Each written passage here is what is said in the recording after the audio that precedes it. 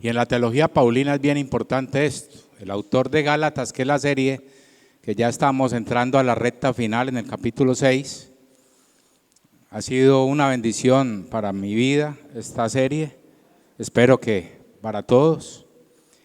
Y en esa teología paulina encontramos mucha eclesiología, mucha doctrina de la iglesia. Pablo se explaya hablando también de la teología propia, de quién es Dios, habla de su revelación, su soberanía, habla también mucho de cristología, de la persona de Cristo, su humanidad, su divinidad, su señorío. También habla mucha neumatología, o sea, la doctrina del Espíritu Santo, su persona, sus obras. Y habla de soteriología, para los que quieran, es la doctrina de la salvación. Y habla aspectos como son el perdón, la redención, la justificación. Todo esto lo desarrolla Pablo, pero hace mucho énfasis en la eclesiología. ¿En qué es la iglesia? ¿Cómo funciona la iglesia? ¿Cuál es su función? Y es bueno entender esto, hermanos. Hay mucho desconocimiento acerca de qué es la iglesia. Y de una manera práctica, Pablo nos va a llevar a entender algunos aspectos de esto. En los evangelios, la palabra iglesia está solamente 3 veces en los evangelios, pero en las epístolas lo encontramos más de 100 veces. Y la primera vez que encontramos esto de la iglesia es una pregunta que Cristo hace en el evangelio de Mateo. Él hace una pregunta: ¿quién dice la gente que soy yo? ¿Quién dice la gente que soy yo? ¿Qué responden los apóstoles? Algunos dicen que usted es el profeta, algunos dicen, o sea, que usted es un maestro, algunos dicen que usted es otro Juan el Bautista, otros lo comparan con Elías. Y Jesús hace esta maravillosa pregunta: ¿y vosotros quién decís que soy yo? Eso es lo que debemos mirar. Para nosotros, ¿quién es Cristo? ¿Quién es Él para nosotros? Y Pedro responde, como era el que llevaba la flauta, el que iba siempre adelante, le responde esto: tú eres el Cristo, el Hijo del Dios viviente. Se lo repito: tú eres el Cristo, el Hijo del Dios viviente. Jesús inmediatamente le dice: bienaventurado eres Pedro, hijo de Jonás, o Simón, porque esto no te lo reveló ni carne, eso no lo escuchaste de los griegos, ni de los fariseos, ni de nadie. Esto te lo reveló el mismo Dios. Eso que acabas de decir, Dios mismo te lo reveló. Y sobre eso que has dicho, edificaré mi iglesia. Sobre esa declaración que acabas de dar, esa proclamación, edificaré mi iglesia. No dice la iglesia, dice mi iglesia. ¿Sobre cuál declaración? Vuelvo y les leo. Jesús les pregunta: ¿quién soy yo? Ellos le dicen que Elías, Juan el Bautista, pero Pedro dice: tú eres el Cristo, el Hijo del Dios viviente. La iglesia se sostiene sobre esa declaración. Podemos estar aquí hoy por esa declaración, porque eso no lo reveló ningún hombre, lo reveló Dios mismo. Es importante entender esa declaración para poder saber a qué vengo yo acá. Yo entro a qué. ¿Qué estoy buscando? Y la fe cristiana tiene que ver con la iglesia, con qué es la iglesia, en cómo funciona la iglesia, cómo es eso de vivir como iglesia. Y eso es lo que Pablo nos va a llevar en el capítulo 6, que hace parte de la segunda sección de Gálatas, que es la parte o la sección práctica, la sección práctica de todo lo que se habló de los capítulos 1 al 4. Entonces vamos a leer el pasaje que tenemos para hoy. Vamos a las Sagradas Escrituras, a la carta de Pablo a los Gálatas. Recordemos que no era una iglesia, o sea, Galacia era una región donde habían varias iglesias. Es decir, Pablo envió esta carta y lo normalmente que pasaba, la leían en una iglesia y la llevaban a otra. O en su defecto, habían copistas que la copiaban rápido para poderla llevar a las otras. Tenemos que entender eso, no era una iglesia, los Gálatas no eran una iglesia, era una región, una planicie con varias iglesias. Entonces, vamos a leer Gálatas, el capítulo 6, vamos a iniciarlo hoy y vamos a leer de los versículos 1 al 5. Esta es la porción bíblica de hoy, los versículos 1 al 5. Dice la palabra de Dios: hermanos, si alguno fuere sorprendido en alguna falta, vosotros que sois espirituales, restauradle con espíritu de mansedumbre, considerándote a ti mismo, no sea que tú también seas tentado. Sobrellevad las cargas los unos de los otros y cumplid así la ley de Cristo. Porque el que se cree ser algo, no siendo nada, a sí mismo se engaña. Así que cada uno someta a prueba su propia obra y entonces tendrá motivo de gloriarse solo respecto de sí mismo y no en otro, porque cada uno llevará su propia carga. Oramos. Bendito Padre Celestial, te damos gracias de nuevo por esta mañana, por permitir adorarte, Señor, con música. Y ahora, Padre, lo queremos hacer con tu bendita palabra, Señor. Que tu palabra en esta mañana quede anclada en nuestro corazón, en nuestra mente. Danos claridad, Señor. Bendícenos con tu palabra, Señor. Que podamos ser portadores de tu palabra, podamos ser heraldos de ella, Señor, y que podamos sobre todo vivirla, ponerla por práctica, Padre. Para eso necesitamos, Padre, la guía de tu Espíritu Santo, Padre, que nos ilumines esta palabra y que podamos hoy gozarnos en adorarte por medio de ella. En el nombre de tu Hijo Cristo oramos y por los méritos de Él en la cruz del Calvario, Señor, recordando siempre que necesitamos la comunión de tu Santo Espíritu. Amén, Señor. Amén. Es un pasaje que nos muestra de una manera práctica la función de la iglesia, pero a nivel corporativa. En el capítulo 5 vimos lo mismo, el fruto o las virtudes del fruto del Espíritu de manera individual. ¿Cómo puedo yo crecer en esas virtudes? Amor, gozo, paz, paciencia, benignidad, bondad, fe, mansedumbre, templanza. ¿Cierto? Eso fue lo que estuvimos viendo y que eso nos habla de andar en el Espíritu, ser guiados por el Espíritu, ser controlados por el Espíritu para agradar a Dios o digamos para glorificar a Dios y para crecer a la estatura de Cristo. Y para eso necesitamos la guía, que el Espíritu Santo nos tome de la mano y nos lleve a la cruz. Pero para entender este comienzo de Gálatas 6, 1 al 5, no lo podemos separar de lo que vimos en el capítulo 5 en los últimos versículos. Y los invito a que nos retrocedamos un poco ahí mismo en Gálatas. Solamente nos vamos a retroceder un poco y vamos a ir a los versículos 25 y 26 para poder entender esto de cómo empieza hablando Pablo este capítulo 6. Dice: si vivimos por el Espíritu, andemos también por el Espíritu. No nos hagamos vanagloriosos, irritándonos unos a otros, envidiándonos unos a otros. Entonces, si unimos todo esto, lo que Pablo está diciendo es: si creces en esas virtudes del Espíritu, comienzas a andar guiado por el Espíritu, viviendo por el Espíritu, pues entonces no se devoren los unos a los otros, no se irriten los unos a los otros. Y comienza entonces diciendo esto. Es como si Pablo dijera: antes bien, en vez de irritarse, en vez de estar ahí batallando entre ustedes, más bien haga esto. Pero mire cómo comienza diciendo el versículo 1: hermanos. Tremenda palabra. Hermanos, adelphoi, adelphos, familia.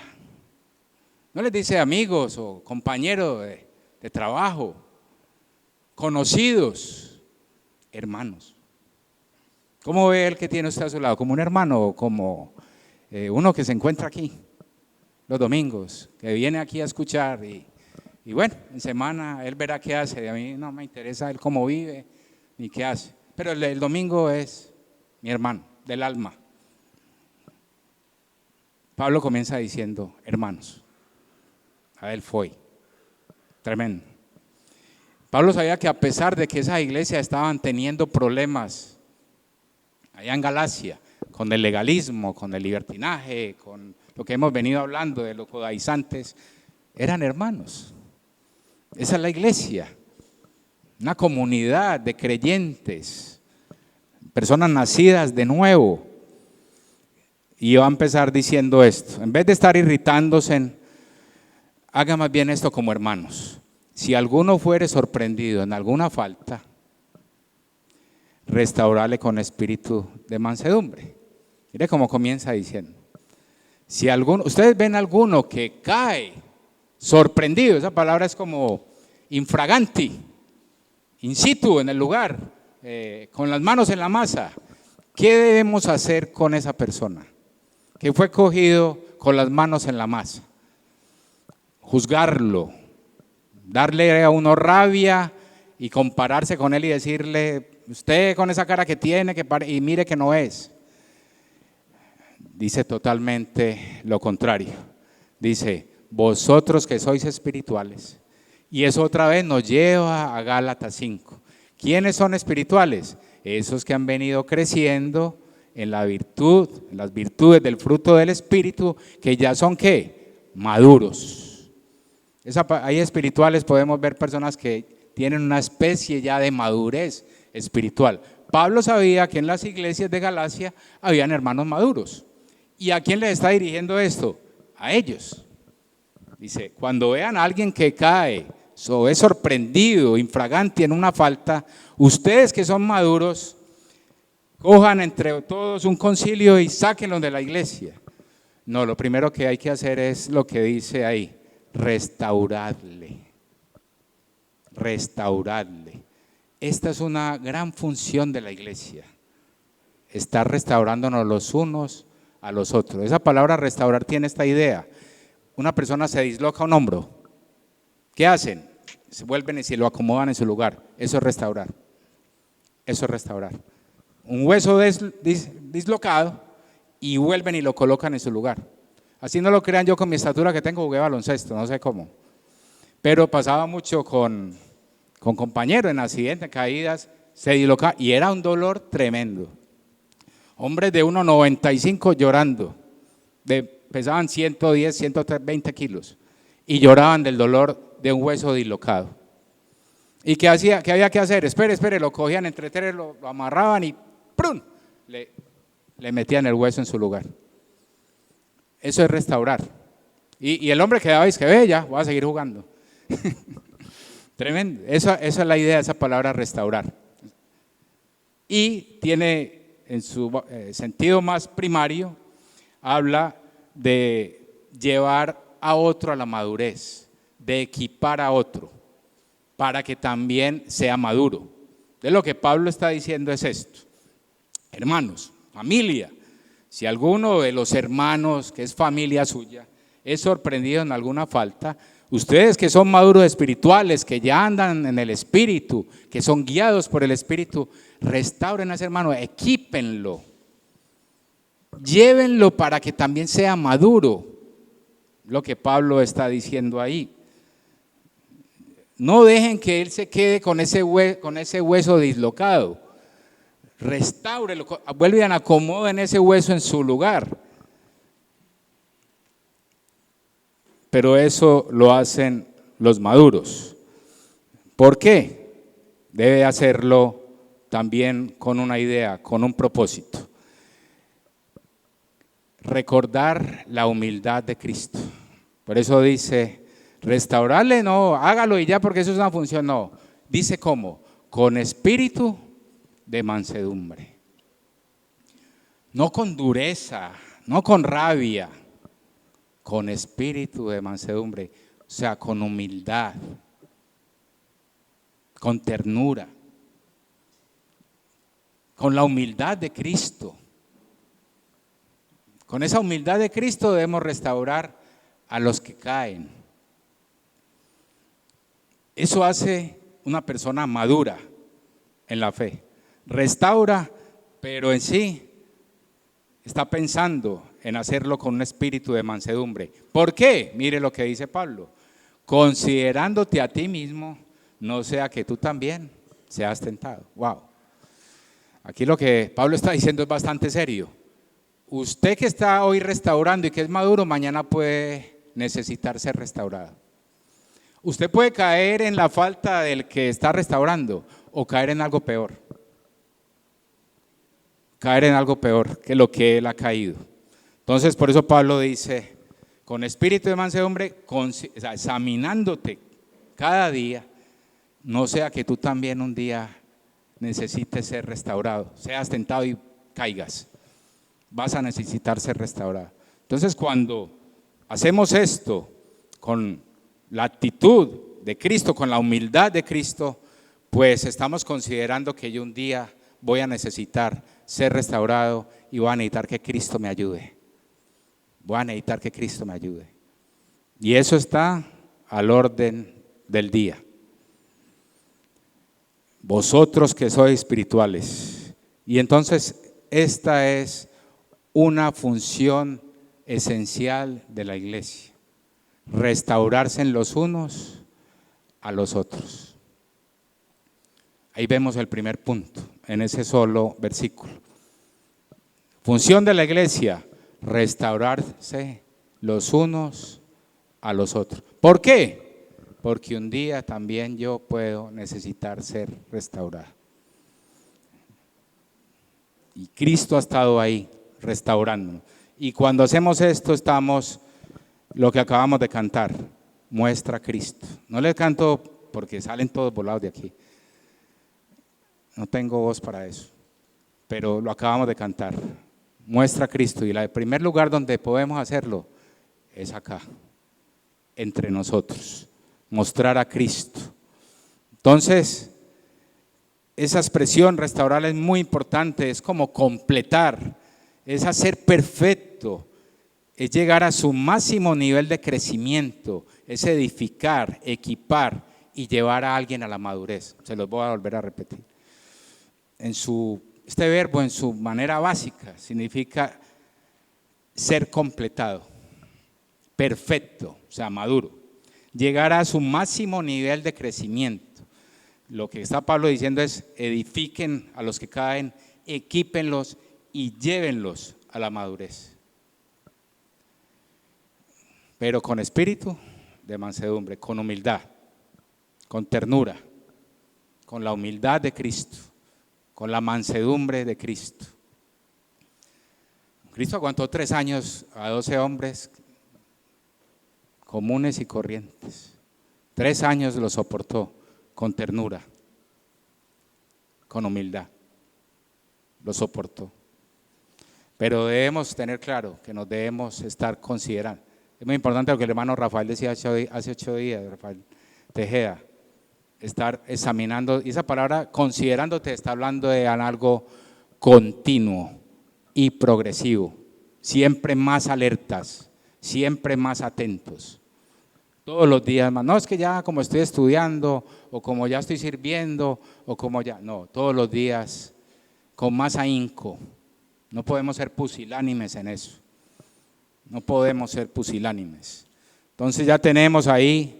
Lo que Pablo está haciendo es uniendo lo de Gálatas 5:25, hablando de quiénes son los que son guiados por el Espíritu, quiénes viven por el Espíritu, y les está diciendo: somos una familia, somos un cuerpo, porque también Pablo hace esa analogía. Recuerdan allá en 1 Corintios 12, hablando de los dones, los miembros de un cuerpo, todos los miembros se necesitan. El ojo no puede decirle al oído no te necesito, ni el dedo al pie, ni somos un cuerpo de muchos miembros y todos estamos llamados a lo mismo: restaurarnos los unos a los otros. Primera función. Versículo 2 dice: sobrellevad los unos las cargas de los otros y cumplid así la ley de Cristo. Sobrellevad las cargas. Tenemos una carga fuerte que Pablo lo acaba de hablar del pecado, alguien puede caer, y también circunstancias. Mayormente es el pecado el que nos trae problemas a la vida, pero aquí también está hablando de otras cargas que podemos tener. La carga mayor es la del pecado, pero también podemos tener cargas por circunstancias. Todos tenemos circunstancias difíciles. Como hermanos debemos estar atentos a las necesidades de los otros. Y haciendo esto, aquí quiero detenerme un poco, porque es la tercera tarea de la iglesia más importante. La iglesia tiene 3 tareas esenciales y para eso está puesta aquí. Ni siquiera anótela, son 3. La primera tarea es glorificar a Dios y llevar a otros a que lo glorifiquen. Esa es la primera tarea de la iglesia, esencial. La segunda tarea es Mateo 28:19. Id y predicar el evangelio a todo el mundo.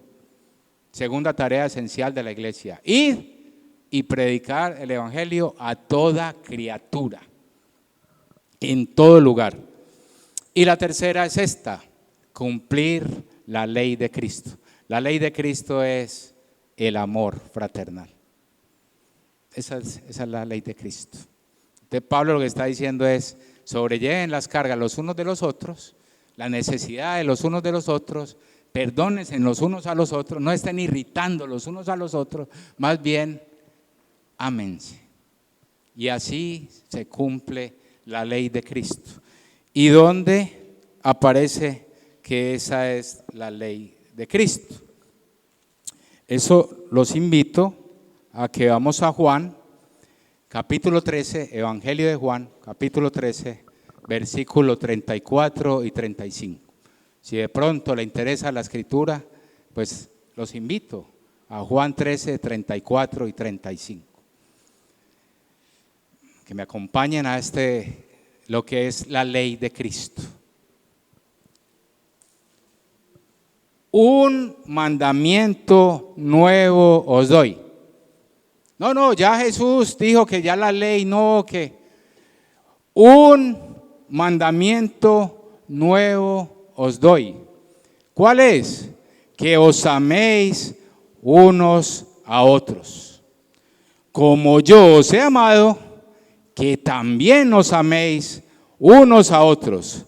En esto conocerán todos que sois mis discípulos, si tuviereis amor los unos con los otros. Esa es la ley de Cristo.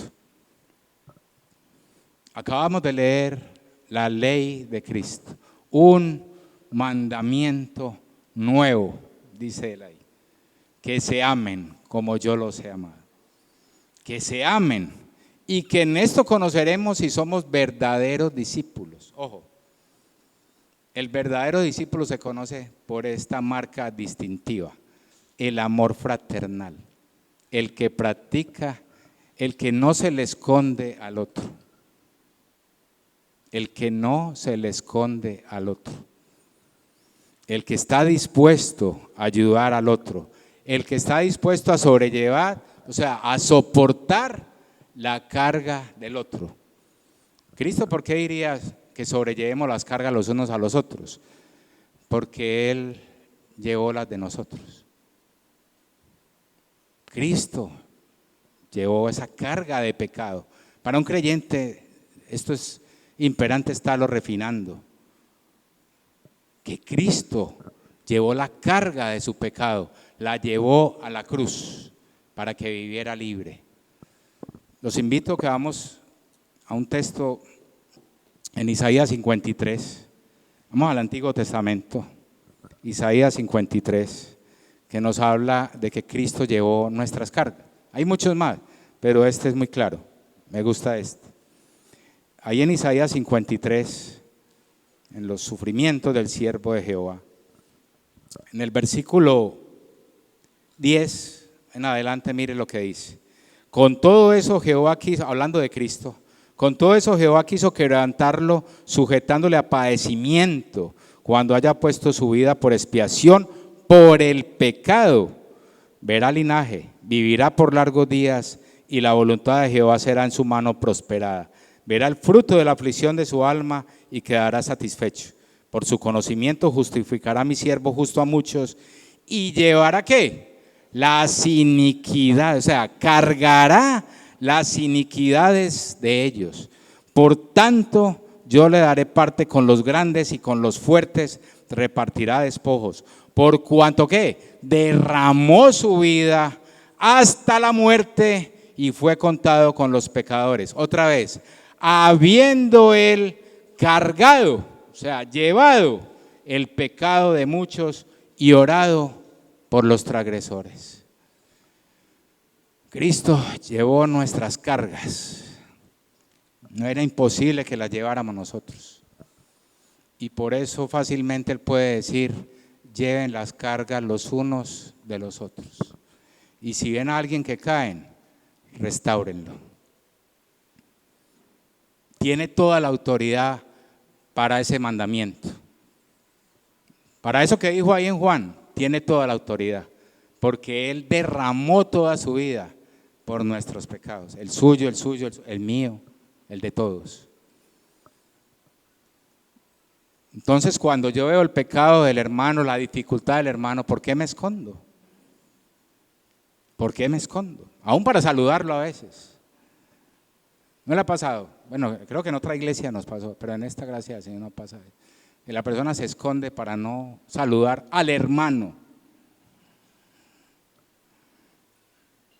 Entonces, este precioso pasaje ahora nos da otro punto, que es la función de la iglesia, el amor fraternal. Ya, vimos las tres tareas esenciales. Se las repito: glorificar a Dios, llevar su palabra y el amor fraternal. Aquí acabamos de ver ese punto. Y cumplida así la ley de Cristo.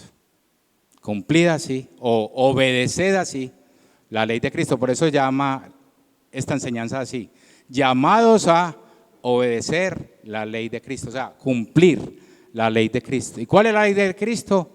El amor fraternal. Y Pablo también lo explica en Romanos 15, 1 al 3. Si lo quieren anotar o ir allá, se los voy a leer. Romanos capítulo 15, versículos 1 al 3.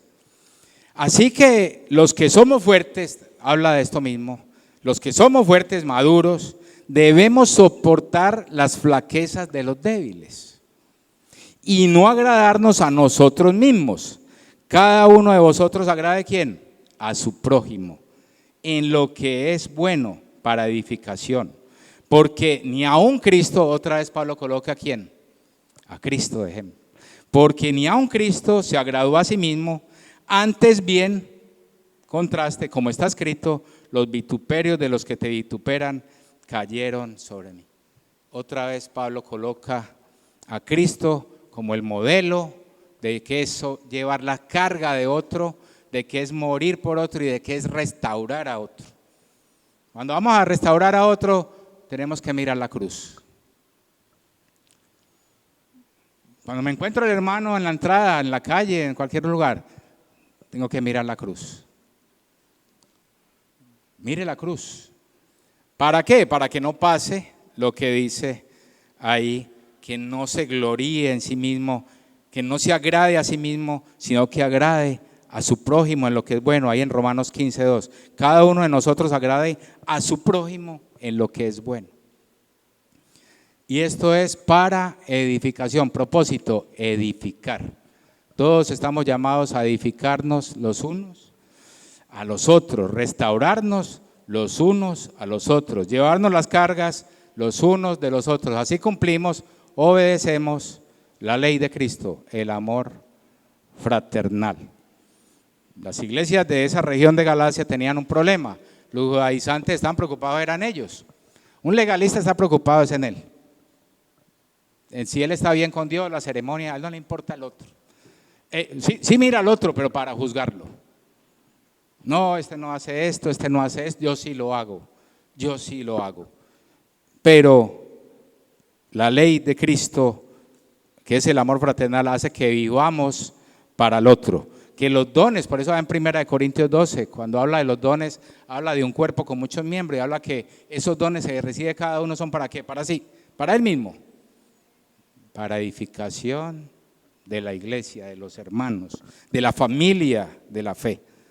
Entonces, esta tercera tarea de la iglesia la vemos aquí visible y por eso también dice, en Romanos vuelve Pablo y habla de lo mismo. No, Romanos 13:8, si lo quieren anotar, no debáis a nadie nada, sino el amaros unos a otros. Romanos 13:8, no debáis a nadie nada, sino el amaros unos a otros. Porque el que ama al prójimo, mire lo que dice Pablo, el que ama al prójimo ha cumplido la ley. Oye, yo quiero cumplir toda la ley, ame al prójimo y ya cumple toda la ley. Porque, mire lo que dice Pablo, no adulterarás, no matarás, no hurtarás, no dirás falso testimonio, está numerando los mandamientos, no codiciarás. Y cualquier otro mandamiento en esta sentencia se resume, amarás a tu prójimo como a ti mismo. Todo eso está resumido en eso. El amor, mire cómo termina en el versículo 10 de ese capítulo 13 de Romanos. El amor no hace mal al prójimo. Así que el cumplimiento de la ley es el amor. Así dice ahí, léalo, subráyelo. El amor no hace mal al prójimo. Así que el cumplimiento de la ley es el amor. Mire, estos judaizantes conocían muy bien las Sagradas Escrituras del Antiguo Testamento. Esto ya estaba hasta por allá en Levítico 19, 18. Ya estaba allá, por allá como oculto, pero ellos pues estaban centrados en sus ceremonias, centrados en sus ritos, no podían ver Levítico 19, 18. Oye, ¿qué dice Levítico 19, 18? No te vengarás, ni guardarás rencor a los hijos de tu pueblo, sino amarás a tu prójimo como a ti mismo. Ellos no podían ver esto porque estaban ensimismados en las costumbres, en los ritos, en juzgar a otros, a ver quién cae para lapidarlo. Eso es lo que hace el legalismo. Ellos conocían este texto, pero les faltaba que ese texto les fuera iluminado. Y ese texto solamente puede ser iluminado por Cristo, por nadie más. Cristo solamente puede iluminar estos textos. El Espíritu Santo es el que nos lleva a Cristo para que podamos entender qué es lo que dice ahí.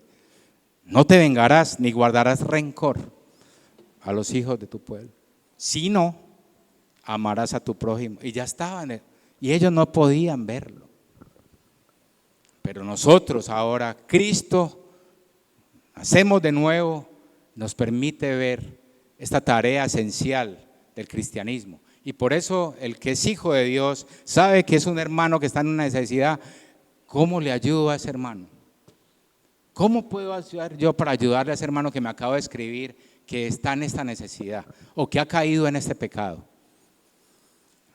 Esta es la parte práctica. Todo este pasaje es práctico. ¿Qué hace el maduro? Pues vamos a restaurar a este hermano. Vamos a colocarlo en su lugar. Vamos a ayudarlo a que llegue a la madurez, a que sea completado, equipado. Como miembros todos tenemos una función y debemos apuntar a la edificación de la iglesia en amor. Una iglesia que es fiel a este mandato divino será conocida no solo por su sana doctrina, sino también por el amor fraternal. No puede ir a una iglesia de tremenda doctrina, sana y una cosa, pero no hay amor fraternal. Las personas deben ver la iglesia y decir, en verdad cuánto estos se aman. De verdad estos se aman los unos a los otros. Así debe ver la iglesia. Entonces, primera función de la iglesia, restaurar. Restaurarse los unos a los otros. Segunda función de la iglesia que Pablo aquí, obedecer la ley de Cristo, cumplir la ley de Cristo, el amor fraternal, que es la tercera tarea esencial de la iglesia. Y ya en los versículos 3 al 5, Pablo lo que va a hacer es una dura advertencia. Yo no lo tomé como un punto, sino que es una dura advertencia que da Pablo. Porque mire lo que dice. ¿Por qué? Va a decir por qué dijo todo eso. Porque el que se cree ser algo, no siendo nada, a sí mismo se engaña. O sea, el que no quiere ayudar al hermano, no quiere restaurar al hermano, no quiere sobrellevar la carga del hermano, es porque está pensando en sí mismo. ¿Sabe cómo se llama eso? Orgullo. Y la Nueva Traducción Viviente lo dice de una manera muy fuerte. Si te crees demasiado importante, mírelo, ya lo aterriza un poco, y es la idea que da Pablo. Si te crees demasiado importante para ayudar a alguien, solo te engañas a ti mismo. No eres tan importante. Así termina diciendo la Nueva Traducción Viviente. No eres tan importante. O sea, si te crees tan importante, dices, yo no necesito ayudar a nadie. Lo importante es que yo esté bien con el Señor. Lea bien la Nueva Traducción Viviente y búsquela. Léala bien y búsquela. Ayuda a entender esa idea. Dice, no eres tan importante. Es una fuerte advertencia que da Pablo ahí. No sobrellevar las cargas, no restaurar. Lo que está diciendo es que te estás creyendo muy importante y te estás engañando a ti mismo. Si alguien pide oración por algo urgente y no lo hacemos, quiere decir que son más importantes mis necesidades, mi cotidianidad, que las del hermano. No estoy teniendo en cuenta las peticiones del hermano. Pero los maduros hacen eso. Los que de cierta madurez espiritual dice, la hermana Marta pidió oración por tal cosa, vamos a orar por eso, vamos a hacerlo. Y hermana, ¿cómo siguió esto? Hermana, cuénteme, ya van 2 días que usted puso esa petición, ¿cómo va? Eso habla de madurez espiritual. Pablo está hablando a los hermanos a que entendieran que esto es una gran responsabilidad. Obedecer, cumplir la ley de Cristo es una gran responsabilidad. Y todos somos responsables. Y ahora sí, no a nivel iglesia, individualmente. Por eso lean el versículo 4 y 5. Ya ahí va a decir que es algo individual. Así que cada uno, ahí está hablando ¿cómo? Individual. Así que cada uno, Gálatas 6, 4 y 5. Así que cada uno someta a prueba su propia obra y entonces tendrá motivo de gloriarse solo respecto de sí mismo y no en otro. Es decir, la idea que está dando Pablo ahí es, examine su obra, mire lo que usted está haciendo y dése cuenta, los versículos anteriores, que usted también puede caer.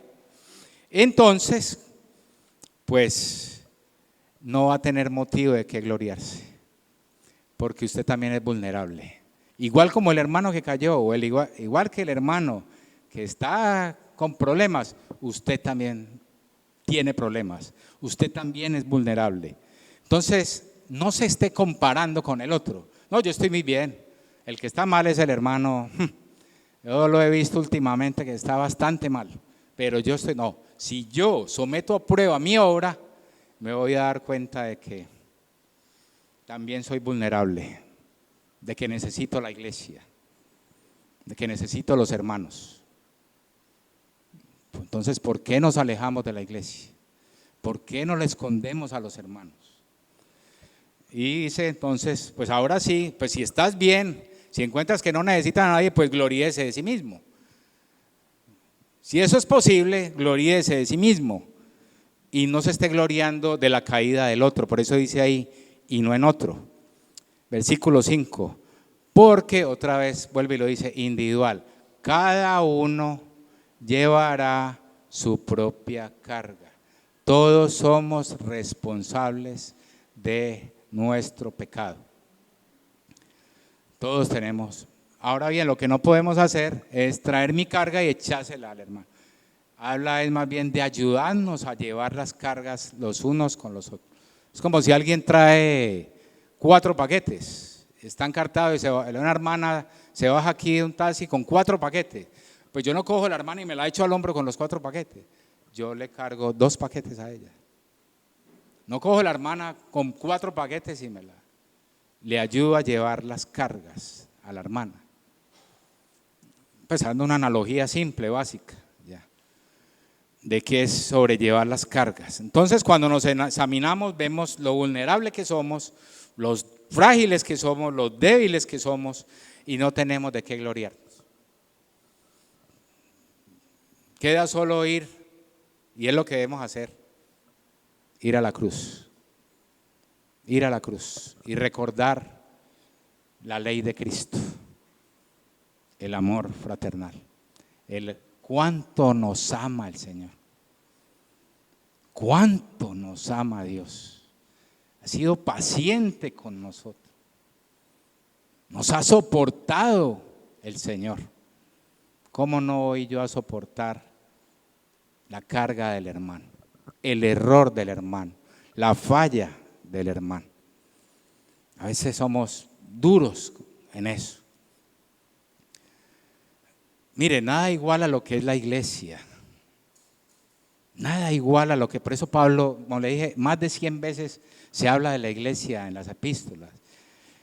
Esa es una comunidad de hombres, mujeres, de toda lengua, tribu, nación, que han creído en Cristo. Y como iglesia local estamos llamados a eso.